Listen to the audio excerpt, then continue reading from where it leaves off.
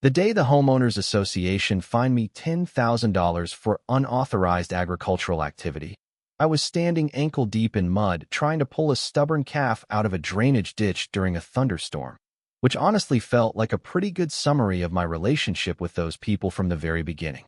I remember wiping rain out of my eyes, opening that bright yellow notice taped to my barn door, and actually laughing for a second because I thought it had to be some kind of joke.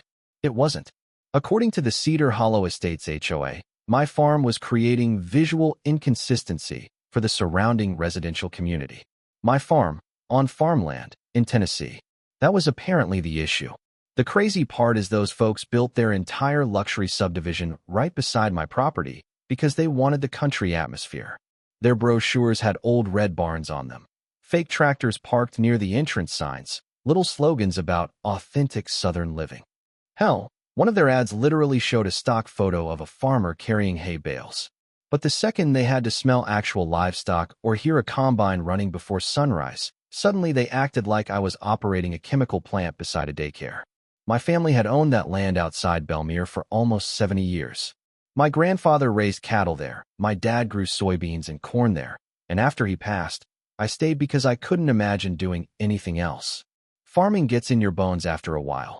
The early mornings, the dirt under your nails, the weird pride you feel fixing machinery nobody else would bother saving. It's hard to explain unless you've lived it. For years, things stayed peaceful enough between me and the subdivision.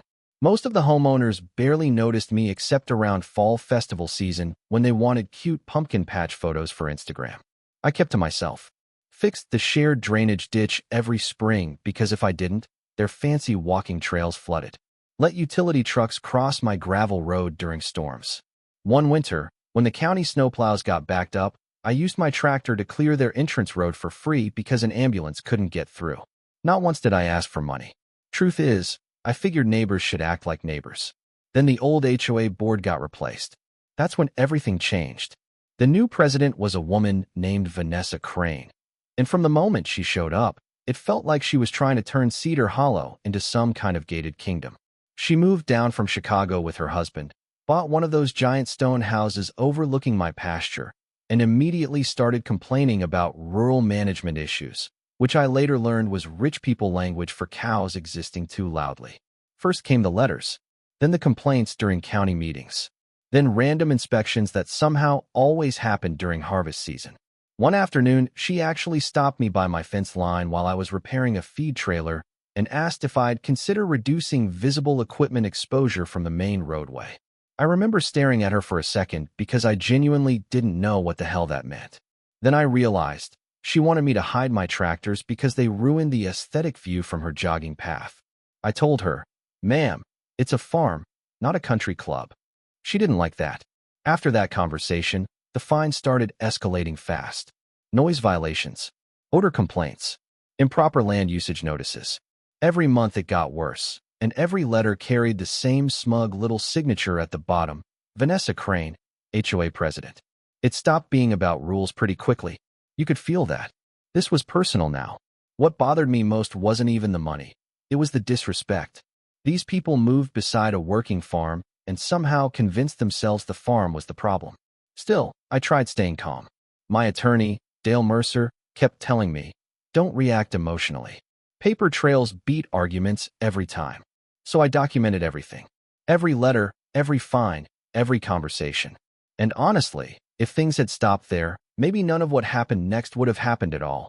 But about 2 weeks later, I noticed a small gray building sitting near the north edge of my pasture, tucked behind a row of cedar trees where the subdivision met my land. At first I assumed it was construction storage. Then I saw the sign hanging beside the door. Cedar Hollow HOA Administrative Office. That's when my stomach dropped a little, because I knew exactly where that building was sitting, and I was almost certain it wasn't on their property. I didn't say anything at first. That's the part people always get wrong when they hear this story later. They imagine I stormed over there yelling or threatening lawsuits right away. But honestly, I just stood there leaning against my truck for a while, staring at that little prefab office like my brain was trying to force the math to work out differently. Because surely nobody could be dumb enough to build an entire office building on somebody else's land by accident, right? But the more I looked at it, the more certain I became. I knew that property line better than I knew my own kitchen. I grew up hunting along that fence row with my dad. We planted cedar markers there when I was 12 years old after a flood washed out the old posts. I could practically walk that boundary blindfolded. And that office, it was too far over, by at least several feet. The next morning I called Dale before sunrise. He was quiet for a few seconds after I explained everything. Then he just said, "Don't touch anything yet. Get a surveyor." So that's exactly what I did. 2 days later, a licensed county surveyor named Rick Barlow came out with one of those GPS rigs mounted to a tripod, walked the entire north boundary, checked old county plats, cross-reference markers, and by late afternoon, he gave me the look. You know the one. The look people get when they realize somebody else made a catastrophically stupid decision. "You were right," he said. 8 feet, maybe a little more at the southeast corner. 8 feet. Doesn't sound like much until someone plants an entire building on it. I asked Rick 3 separate times if he was absolutely sure. Every time he pointed to the coordinates and said the same thing. "That structure is on your land." I remember sitting in my truck afterward with the survey report in my lap, feeling this weird mix of anger and disbelief. Because at that point, it stopped being harassment and turned into something else entirely. They weren't just trying to pressure me anymore. They'd crossed onto my property and acted like they owned it. Dale drafted the notice that same evening. Formal demand to vacate and remove unauthorized structure within 72 hours. Professional wording, no threats, clean and simple. We hand-delivered it to the HOA office the next morning. Vanessa herself answered the door. I'll never forget the expression on her face when she read the first paragraph. Not concern, annoyance. Like I'd interrupted her schedule. She adjusted her glasses, looked at me, and said, "This is a misunderstanding." I said, "No. A misunderstanding is parking in the wrong driveway. Building an office on my land is something else." She gave this tight little smile people use when they think they're smarter than you. "Our legal team reviewed the site placement months ago." I shrugged. "Then you should probably fire your legal team." Man, she hated that. You could actually see it hit her. But instead of backing down, she doubled down. 2 days later, I received another violation notice from the HOA. This time, the monthly fine jumped to $20,000 for continued noncompliance and aggressive interference with community operations. I stared at that paper for a solid minute before laughing out loud in my kitchen. My buddy Travis was there drinking coffee at the table, and he goes, "You okay?" I handed him the letter. He read it twice, looked toward the window, and said, "Hold on. They trespassed on your property and fined you harder?" Apparently. He just shook his head slowly and muttered, "Rich people really do live in a different reality." That was the moment something shifted in me. Up until then, I'd been trying to keep the peace because that's how I was raised. My dad used to say once lawyers get involved, everybody loses eventually. But these people genuinely believed rules only applied one direction. They thought money and paperwork made them untouchable. So I stopped trying to be agreeable. I started getting organized. Dale filed a formal trespassing complaint with the county sheriff's office. I submitted a civil property enforcement claim. We attached the surveys, photographs, county records, everything. Then I hired a fencing company. Now, technically, I could have waited for the court process to unfold slower, cleaner, safer, but after discussing it with Dale, we realized something important. Since the structure was illegally occupying my land, I had every legal right to secure my property boundary as long as I didn't damage the building itself. So early Friday morning, while HOA employees were inside sipping coffee and pretending to govern humanity, a crew showed up and started installing chain-link fencing around the entire perimeter of my property line, which now included their office trapped inside it. I'll never forget the looks on those employees' faces. One woman came outside holding a clipboard and asked, "What exactly is happening?" One of the workers pointed at me standing by my truck and said, "You'd have to ask the landowner." About an hour later, Vanessa arrived in a white Mercedes SUV moving way too fast down my gravel road. She got out before the engine even stopped running. "What do you think you're doing?" she snapped. I stayed leaning against my truck. "Building a fence. You can't block access to our office." "Actually," I said, "I can block access to my property whenever I want." She pointed toward the structure like I was somehow supposed to ignore physical reality. "That office is essential to community operations. Then you probably shouldn't have built it on someone else's land." Her attorney stepped forward then, this older guy in loafers sweating through his collar. He tried the calm professional approach. Mr. Lawson, escalating this situation benefits nobody. I looked at him and said, your client fined me 20 grand while trespassing on my property. I think escalation already happened. That shut him up for a second. The sheriff's deputy arrived around noon. Not because I called him, because Vanessa did. She honestly thought law enforcement was going to force me to reopen access. Instead, the deputy reviewed the survey paperwork, walked the boundary himself, then pulled Vanessa aside for a private conversation that visibly ruined her afternoon. After about 10 minutes, she marched back toward me furious. This is harassment. I laughed. No, harassment was trying to bankrupt a farmer because your residents don't like tractors. Her face turned bright red. You are intentionally disrupting this community. And you built an office on land you don't own. There was this long silence after that. Wind moving through the trees, construction tools clanking behind us. And for the first time since this whole thing started, I could see uncertainty creeping into her expression. That confidence she always carried around like armor was cracking a little. Because deep down, she finally realized something terrible. Property law doesn't care about HOA authority. It doesn't care about status or committees or neighborhood image. Land ownership is land ownership. Period. By Monday morning, county inspectors officially confirmed the violation. The HOA received formal notice ordering immediate removal of the structure pending further legal action. And suddenly, the people who spent months threatening me with penalties were dragging folding tables into the subdivision parking lot so they could keep operating outside like a sad little yard sale. Residents started whispering. Some were angry at me, sure, but others were furious at the HOA for wasting community money on this disaster. Then the rumors started spreading. Apparently, Vanessa had ignored concerns from a contractor months earlier because relocating the office farther inside subdivision property would have reduced the size of a planned decorative pond near the entrance. She chose landscaping over legality. That tiny detail right there told me everything I needed to know about her priorities. And honestly, that's when the story stopped being about a farm. It became about ego. About people convincing themselves rules are flexible when power goes unchecked. But the real collapse hadn't even happened yet, because 3 days later, the county came back with the final enforcement order. And that's when Cedar Hollow's little kingdom really started falling apart. The final removal order got posted on a Thursday morning, and I swear the whole subdivision felt different after that, quieter somehow, like everybody suddenly realized the illusion had cracked. For months, the HOA board walked around acting like they controlled everything within eyesight, handing out fines over mailbox colors and lawn height, and whether somebody's garbage can sat too close to the curb overnight. But now their own office sat behind chain-link fencing with bright orange county notices taped across the front door like some abandoned foreclosure. There's something strangely satisfying about watching arrogance run face-first into reality.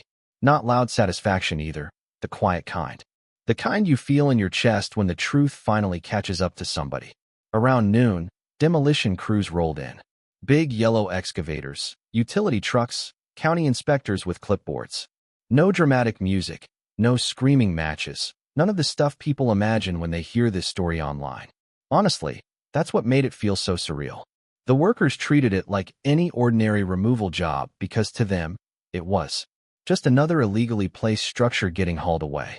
Meanwhile, half the neighborhood stood at a distance pretending not to watch. I recognized plenty of them too. Folks who used to glare at my tractors while walking designer dogs suddenly couldn't stop staring at their HOA office being dismantled piece by piece. I stayed near my fence line with a cup of coffee, mostly quiet. My friend Travis pulled up beside me at one point and leaned out his truck window. "You enjoying yourself?" he asked. I took a sip and shrugged. "Little bit." He laughed. "You know this story's gonna spread all over the county, right?" "Already has." And it had.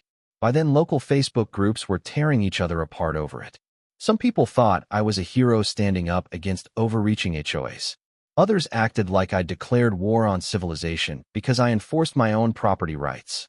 One woman online actually wrote that farms belonged farther away from modern residential development, which was especially funny considering my farm had been there since the Eisenhower administration and the subdivision was barely 4 years old. But the strangest part of the whole thing was Vanessa. She never came outside during the demolition. Not once. I saw movement through the temporary clubhouse windows across the street where the HOA had relocated operations, but she stayed hidden the entire time while county crews tore down the office she fought so hard to defend. And honestly, I think that bothered her more than the legal loss itself. People like that build their identity around control, around being the smartest person in the room. Once that image cracks publicly, they don't know where to put the embarrassment. By sunset, the building was gone. Just flattened gravel, exposed dirt, and tire tracks cutting through the grass where the foundation used to sit. I walked out there alone after the crews left. No audience, no speech, just me standing on reclaimed land with the evening wind rolling across the pasture. And I'll be honest with you, I didn't feel triumphant the way people expect. Mostly I felt tired, because fights like that drain something out of you, even when you win. I thought about my dad a lot that night. He would have hated the conflict, but loved the principle behind it. He used to tell me, if you let people ignore small boundaries, eventually they stop seeing boundaries at all. Back then I thought he was talking about fences. Turns out he meant people. The settlement offer came the following week. Dale called me while I was repairing irrigation lines near the south field. You sitting down? He asked. Not unless this pipe suddenly becomes a chair. He chuckled. HOA wants to negotiate. Apparently the county fines, legal exposure, and growing backlash from residents had finally cornered them. Their insurance company was involved now too, which usually means panic has entered the building. Vanessa and the board offered to erase all prior violations, reduce tensions moving forward, and quietly settle the trespassing dispute if I agreed not to pursue additional damages. Dale asked what I wanted to do. Truthfully, I could have gone harder. Some people told me I should have buried them financially after everything they pulled. But revenge gets expensive after a while, emotionally more than anything else. I didn't want to spend the next 3 years trapped in courtrooms thinking about people I already couldn't stand. So I made 3 demands. Every fine erased permanently. A formal written acknowledgement recognizing the exact legal property boundaries moving forward. An assigned apology addressed directly to me. Dale went quiet for a second after I told him. Then he laughed softly and said, "You know the apology's gonna hurt them the most, right? That's the point." They signed everything 3 days later. Vanessa's signature sat at the bottom of that apology letter looking like somebody pressed the pen hard enough to crack the paper. I still keep a copy in my desk drawer somewhere. Not because I enjoy humiliating people. Honestly, I barely look at it anymore. I keep it because it reminds me how fast power can rot when nobody pushes back. These days the farm's peaceful again. The cattle still wander the north pasture. Soybeans still come up every spring. And every once in a while I'll catch a new Cedar Hollow resident slowing down near my fence line, probably trying to figure out if the story they heard is actually true. Sometimes they wave. Sometimes they don't. Either way, I just keep working. But I still think about something Travis said while we watched that office come down. He looked over at me and said, "Crazy thing is, if they'd just left you alone, none of this would have happened." And he was right. That's the part people keep arguing about online even now. Some say the HOA deserved every bit of it. Others think I escalated too far. Maybe there's truth on both sides. But I know this much. You can create all the policies you want, print fancy rules, build committees, hold meetings about aesthetics and community values. But the second you start believing authority matters more than basic respect, eventually somebody's going to remind you where the property line really is. So what do you think? Did I go too far? Or did the HOA finally get exactly what they earned? Let me know in the comments, because trust me, people around here still argue about it to this day.